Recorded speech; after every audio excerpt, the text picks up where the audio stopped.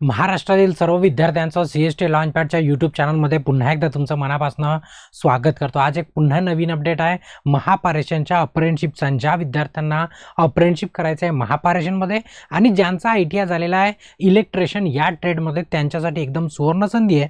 आणि ही जी वॅकन्सी आहे किंवा ही जी अप्रेंटिसशिप आहे त्याकरता महाराष्ट्रातले सर्वच विद्यार्थी इथे पात्र आहे। आता तुम्ही लोकेशन जर बघाल तर लोकेशन या अप्रेंटिसशिपची नागपूर आणि एकूण पदे जर बघितले तर एकूण पदे 28 म्हणजे 28 पदांसाठी इलेक्ट्रिशियनवाल्या विद्यार्थ्यांना 1 वर्षाची तुम्हाला प्रशिक्षण दिलं जाईल। त्याला शिकाऊ उमेदवारी असंही म्हटलं जातं। तुम्हाला हे सर्व डिटेल जी माहिती आहे ती दोन पद्धतीने भरायची आहे तुमचा फॉर्म, एक ऑनलाईन पद्धतीने आणि एक ऑफलाईन पद्धतीने। आता दोन्हीही सांगतो, फक्त व्यवस्थितपणे शेवटपर्यंत सेशन बघणं। आता तुम्हाला याची जी PDF जो ऑफलाईन फॉर्म सेंड करायचा आहे त्याचा जो ॲप्लिकेशन फॉर्म पाहिजे तो फॉर्म आपला टेलिग्रामचं चॅनल आहे CST लॉन्चपॅडचं, त्या चॅनलला जोडून राहायचं। तिथे सर्व आपल्याला या प्रकारचे अपडेट तिथे पण तुम्हाला मिळत असतं। PDF पण तुम्ही इथनं डाउनलोड करून प्रिंट करून तो फॉर्म तुम्ही फिल करू शकता ऑफलाईनवाला, पण ऑनलाईन पण करायचं आहे कसा ते सर्व तुम्हाला सांगतो। बघा आता ही जी भरती आहे ती कुठची आहे, ती आहे महापारेषणची। म्हणजे आपल्या ज्या मेन 3 कंपन्या आहे पारेषण, वितरण आणि निर्मिती, त्याच्यातली सर्वात टॉपची अप्रेंटिसशिप जर ग्राह्य पकडली तर ती असते पारेषणची, कारण ही अप्रेंटिसशिप 3ही कंपन्यामध्ये चालते आणि याचा बेनिफिट पण मिळतो। ठीक आहे, आता बघा ही कुठची आहे तर हे रिंगमेन विभाग आहे, कुठचं आहे नागपूरचं। आता याकरता फक्त नागपूरचेच विद्यार्थी अप्लिकेबल आहे अशातला भाग नाही।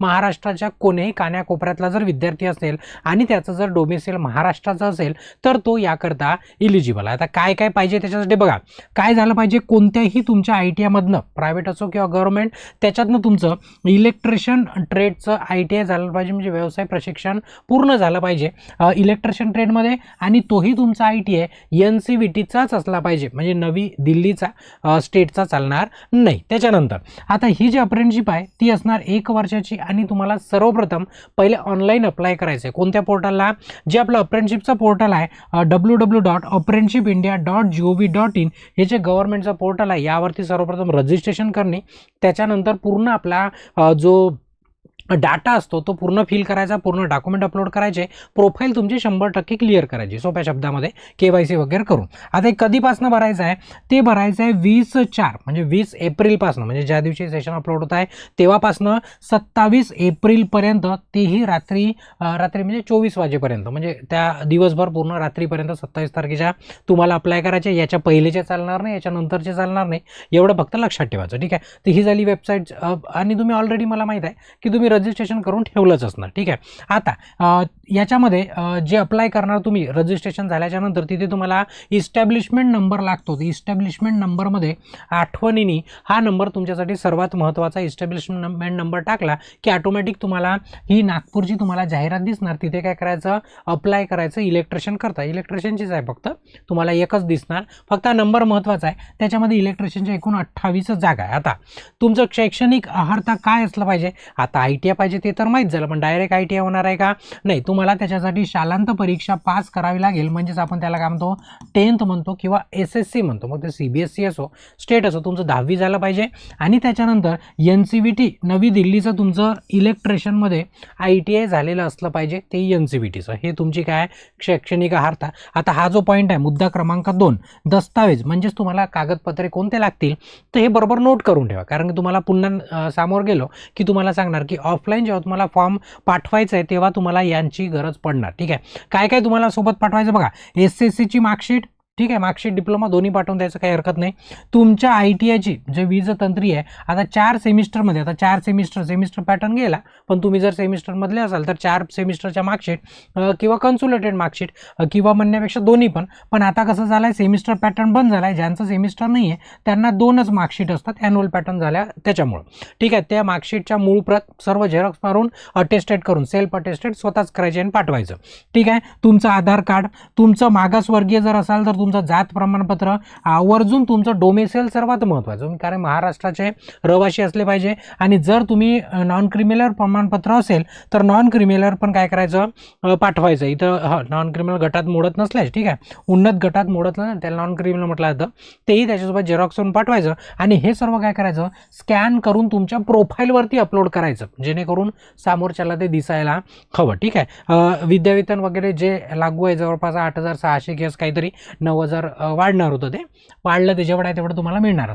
वयोमर्यादा 18 ते 32 वर्षापर्यंत, कमीत कमी 18 आणि जास्तीत जास्त 32. आणि जर तुम्ही कॅटेगरीमध्ये असाल तर तुम्हाला 5 वर्ष पुन्हा 32+5 म्हणजे जवळपास 37 इयरपर्यंत तुम्ही अप्लाय करू शकता. आता सर्वात महत्त्वाचं, तुमच्या ITIची मार्कशीट आणि तुमच्या 10वीच्या मार्कशीट या दोघांवरचे नाव आधार कार्ड सोबत काय झाला पाहिजे, सुसंगत झाले पाहिजे, मॅच झाले पाहिजे. नाही तुमच्या 10वीच्या याच्यावर भलतंच आहे, मार्कशीटवरची ITIच्या भलतंच आहे आणि आधार कार्डवरती भलतंच आहे, ते चालणार नाही. स्पेलिंगसुद्धा असेल तर त्याला काय करायचं, करेक्ट करून घ्यायचं. तुम्हाला चान्स देणार नाही देणार, चूक असणार तर ते माहीत नाही, ते मंडळच ठरवणार. ठीक आहे. त्याच्यानंतर ऑनलाईन फॉर्म भरायचा, याच्यामध्ये काय अट नाही. आणि जे तुमचं सिलेक्शन होणार बघा, आता मधामधातले जे पॉईंट आहे ते माझ्या मताने इम्पॉर्टंट नाही आहे आणि ते वाचू पण शकता. मी ऑलरेडी आपल्या टेलिग्रामवरती सर्व PDF वगैरे अपलोड करून दिलेली आहे. तुमचं सिलेक्शन 10वी आणि ITI याच्या बेसिसवर होणार. ते 50-50 घेतलं जातं, दोघांचे पर्सेंट, दोघांचे 50-50 करून त्याचा ॲव्हरेज काढला जातो आणि जे पर्सेंट बनणार त्याच्यानुसार तुमची गुणवत्ता कॅटेगरी वाईज लावली जाईल, असं इथं लिहिलं आहे बघा. आरक्षणाच्या अधीन राहून ती लावली जाईल. आता ते कोणाचे किती पर्सेंट होते, तुमच्या 10वीचे 12वीचे अर्धे करायचे प्लस करायचे, कारण की जर पारेषणची अप्रेंटिसशिप म्हटलं तर 75च्या वरून कट ऑफ असतो, 75-80च्या वरून कट ऑफ असतो. ठीक आहे. त्याच्यानंतर आता बघा महत्त्वाचा पॉईंट की 20/4 पासनं 27 पर्यंत भरायचं आहे, तेही माहीत आहे. याच्या दरम्यान भरायचं, याच्या नंतरचे किंवा याच्या पहिलेचे फॉर्म विचारात घेतले जाणार नाही. तुम्ही म्हणाल सर मी 19 तारखेलाच अप्लाय केला, ते जमणार नाही, तुम्हाला 20च्या नंतर 27च्या पूर्वीच अप्लाय करायचं आहे. त्याच्यानंतर ऑनलाईन अर्ज सादर केल्याच्या नंतर मग काय करायचं आहे, प्रपत्र अ दिलेला आहे. ठीक आहे. त्याच फॉर्ममध्ये जो आपल्या टेलिग्रामला टाकलेला आहे त्याच्या शेवटीचे 2 पानं आहे, ते 2 पानं काय करायचे, प्रिंट मारायचे. ठीक आहे. तो प्रपत्र अ भरायचं, त्याच्यासोबत ऑनलाईन जे तुम्ही अप्लाय केला आहे त्याची एक प्रिंट घ्यायची, त्याची काय करायची, प्रिंट घ्यायची, त्या अर्जाची प्रत घ्यायची, म्हणजे जो तुम्ही अप्लाय केला आहे त्याच्यात तुमचा रजिस्ट्रेशन नंबर दिसायला पाहिजे, या पद्धतीची प्रिंट मारायची. ठीक आहे. सोबतच मुद्दा क्रमांक 2 मध्ये मी तुम्हाला म्हटलं ना मगाचे डॉक्युमेंट लक्षात ठेवा, ते डॉक्युमेंट काय करायचे, पूर्ण झेरॉक्स मारायचे आणि काय करायचं, स्वसाक्षांकित करायचे, म्हणजेच त्याला आपण सेल्फ अटेस्टेड म्हणतो, ते करायचे. आणि तुम्हाला 8/5/2026 संध्याकाळी 6:15 पूर्वी तुमचे जे डॉक्युमेंट आहे ते पोहोचायला पाहिजे. कोणत्या ऑफिसमध्ये तेही सांगतो, लक्षात घ्या. सर्वात महत्त्वाचं की तुम्हाला कधीपर्यंत 27 पर्यंत फॉर्म भरायचा आहे आणि तुम्हाला नेऊन द्यायसाठी 8 तारखेपर्यंतच वेळ दिली आहे, म्हणजे मे महिन्याच्या 8 तारखेपर्यंत तुम्हाला पोहोचला पाहिजे. आता पोहोचवायचा कुठे पोहोचवायचा आहे, कार्यकारी अभियंता. ठीक आहे. कुठचं, नागपूर, पूर्ण पत्ता टाकलेला नागपूर इथपर्यंत. आता जे तुम्ही लोकल असणार, प्रॉपर असणार, जवळपासचे असणार 50-100 किलोमीटरच्या आतमधले, तर ते तुम्ही काय करू शकता, स्वहस्ते पण नेऊन देऊ शकता, म्हणजे स्वतः जाऊन पण नेऊन देऊ शकता. किंवा दूरचे असाल तुम्ही तर तुम्ही काय करू शकता, पोस्टाद्वारे पण तुम्ही त्याला पोस्ट करू शकता. फक्त अप्लाय केल्यावर पटकन पाठवायचं, म्हणजे जेणेकरून 4-5 दिवसामध्ये तिथं पोहोचून गेलं पाहिजे. ठीक आहे. तर ही महत्त्वाची माहिती होती. याच्यासोबत एक फॉर्म दिलेला आहे, शेवटी तो फॉर्म आहे प्रपत्र, त्या PDF मध्ये प्रिंट मारायचं, फोटो चिकटवून सर्व नाव गाव सर्व भरून टाकायचं. इंग्लिश भरा, मराठी भरा, मराठी भरलेला बरं, तर कारण फॉर्म मराठीमध्ये आहे. ठीक आहे.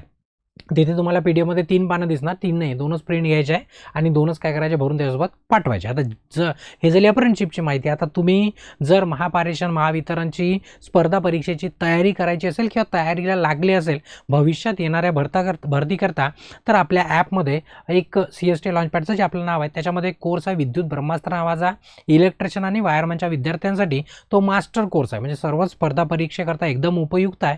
आता याची अधिक माहिती पाहिजे असेल तर तुम्ही इन्स्टिट्यूटच्या नंबरला पण कॉन्टॅक्ट करू शकता किंवा तुम्ही ॲप डाउनलोड करून पण तुम्ही डिटेल त्याच्यात बघू शकता. ठीक आहे. आता यूट्यूबवर बघितलं तरी पण तुम्हाला ते दिसून जाईल. ही माहिती होती कशाची, कोर्सची.